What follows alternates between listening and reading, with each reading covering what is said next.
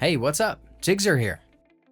While Excel offers a built-in Find window for filtering data, you may prefer a more customized search bar that allows you to filter results based on specific criteria.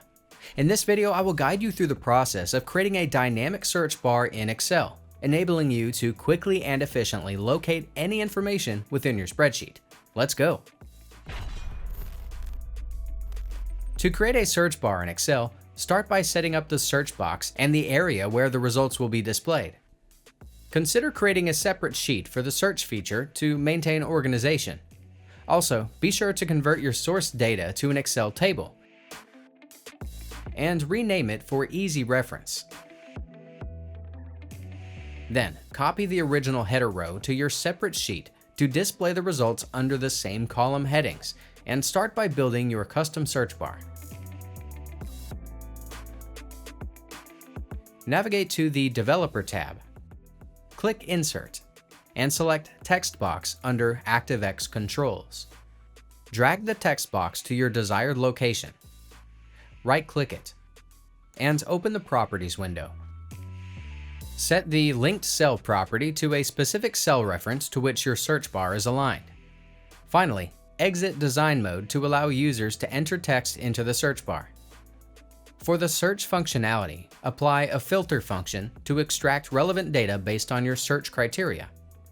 In the cell below the first header, use the function helper to find and select the filter function.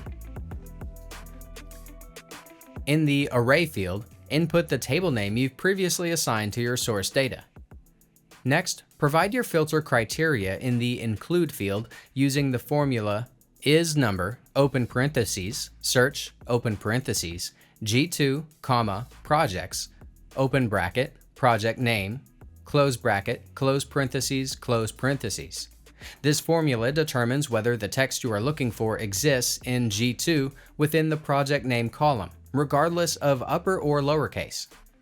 If there is no match, a default text can be specified as the return value. Once the filter function is applied, you can enter any text in your search bar to filter the data.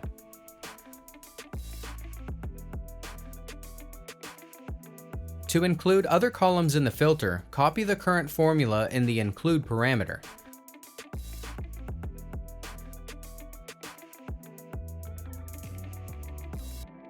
And close it in parentheses.